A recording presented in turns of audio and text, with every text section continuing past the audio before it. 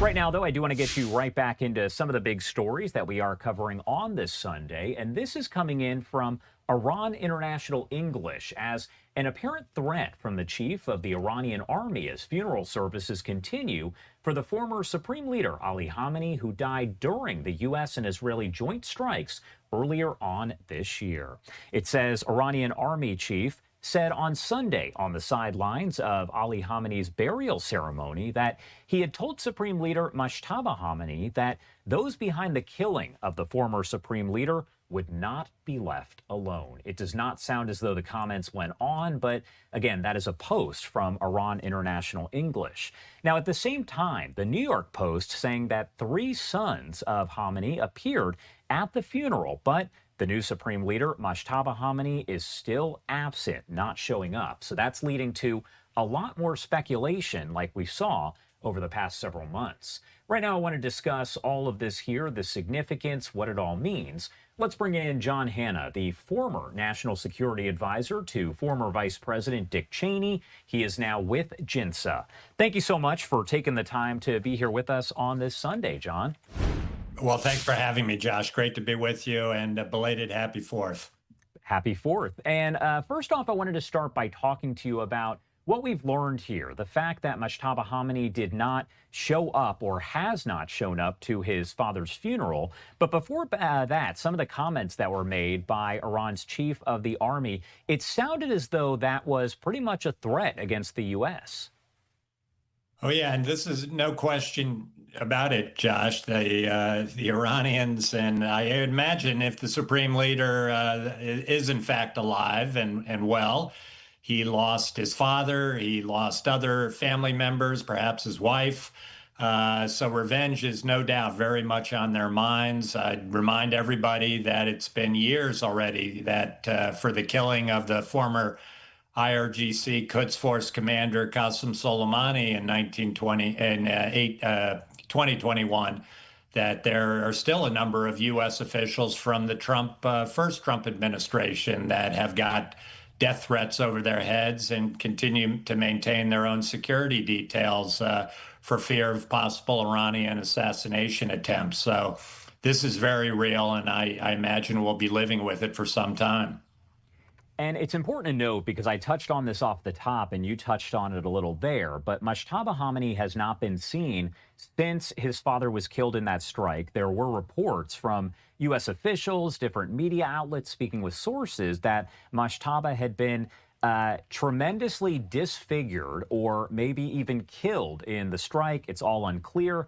Now, what's important to note is he has not been seen. And on the same note, at this point, we don't actually know if he's alive. We haven't heard from him. So what do you make of that overall? Is that any surprise to not hear or see the new leader?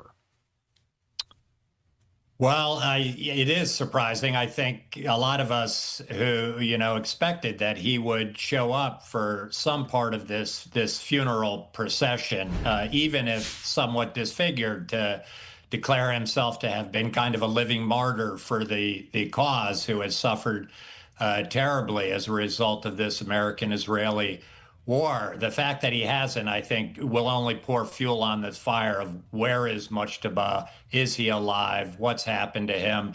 Of course, as we've even heard in recent days about possible ongoing Israeli attempts to assassinate major Iranian regime figures, even while ceasefire negotiations were going on, possibly.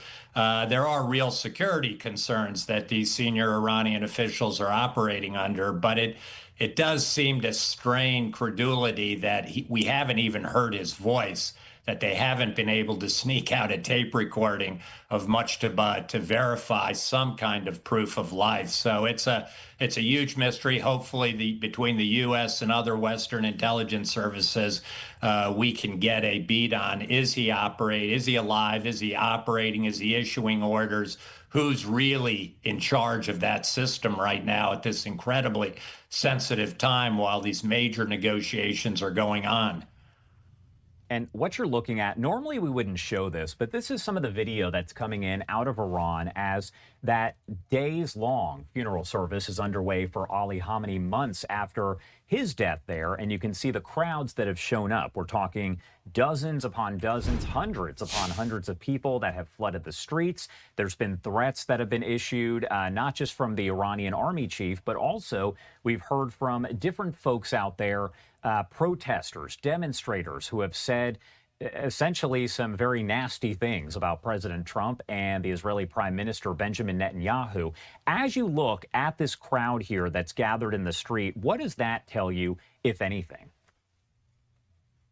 I'm not sure how much it exactly tells me, Josh, about if we're talking about what's the level of real support for this Iranian regime amongst this population. Remember, this is a huge country approaching 100 million people at some point in the not too distant future. So if they're able to put 5, 10, 15 million people on the street of their supporters, that probably does match up with what most Western analysts have thought in recent years, that the regime probably maintains anywhere from 15 to 20% hardcore support of the population, while 80% is at some level of real deep disaffection with the regime's inability to actually deliver and improve on their lives and actually advance Iranian national interests, as opposed to this distorted ideological project they've been pursuing for almost 47 years to destroy Israel,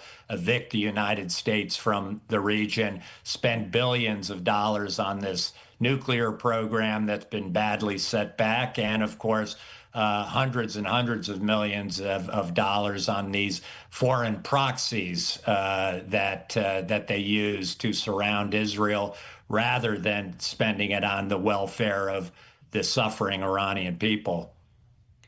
During one of his America 250 speeches just a couple days ago, President Trump made it clear, essentially saying that the U.S. is pausing any kind of strikes there.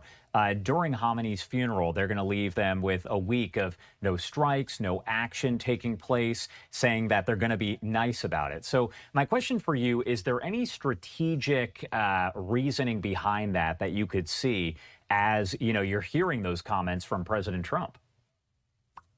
Yeah, what I draw from it is, the president is not eager to return to major combat operations. His focus right now is on the midterms, on the U.S. and the global economy, and on trying to get as much oil as possible out of the Strait of Hormuz in order to stabilize the international economy, and also that he wants to try and achieve that through some kind of negotiation and trying to create an atmosphere in which those negotiations, first and foremost on stabilizing Hormuz, stabilizing the situation in Lebanon between Israel and Hezbollah, but then eventually getting to the ultimate talks that these negotiations are supposed to be about, which is the final disposition of this, still existent and threatening Iranian nuclear program. Again, those negotiations haven't even yet really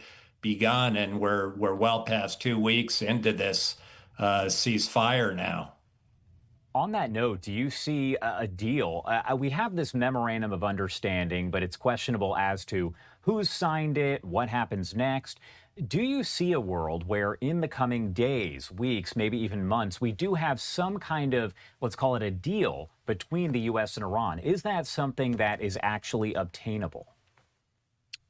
In theory, it's attainable. Obviously, 10, 11 years ago, we had the JCPOA nuclear deal under the Obama administration. So this is possible, but I would say, as a matter of fact, it's going to be extremely, extremely difficult, given the fact that the Iranians do feel that they're in a very, very strong position now in the wake of this war. Whether they're deluding themselves or not, that's the way they feel. And I think, as we saw in the memorandum of understanding, they intend to drive a extremely, extremely high bargain. So whether they're maximalist demands and positions on Hormuz, on various elements of their nuclear program, on a refusal to deal with their missile program and their support of terrorist proxy armies across the region, whether that can meet any kind of minimal threshold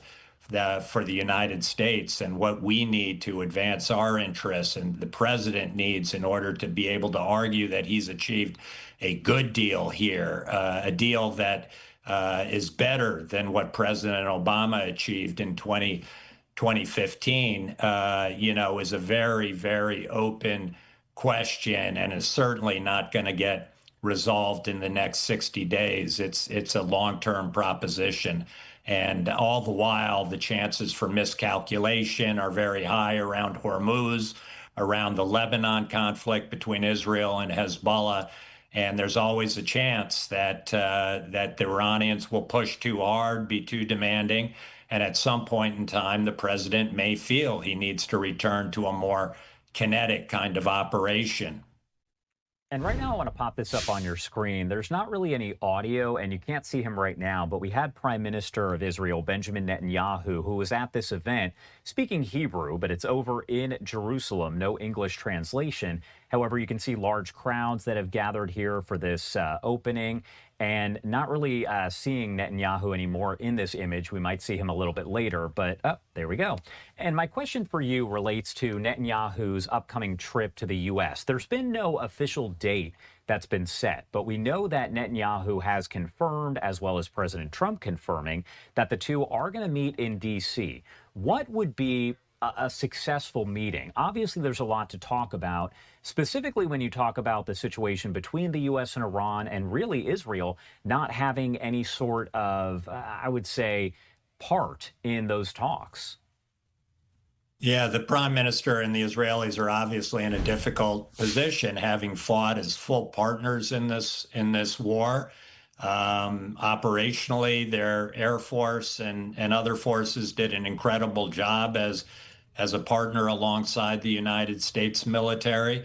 And now they're obviously on the outside looking in, trying to impact these negotiations going forward. There's no secret that they were concerned about the memorandum of understanding and what was contained in it, and to the extent it seemed to be negotiated largely on Iranian terms. So they're looking forward. They want to obviously impact anything that happens in these final nuclear negotiations. I'll think the prime minister will want to come to a common understanding with the president about what our red lines are in these nuclear negotiations.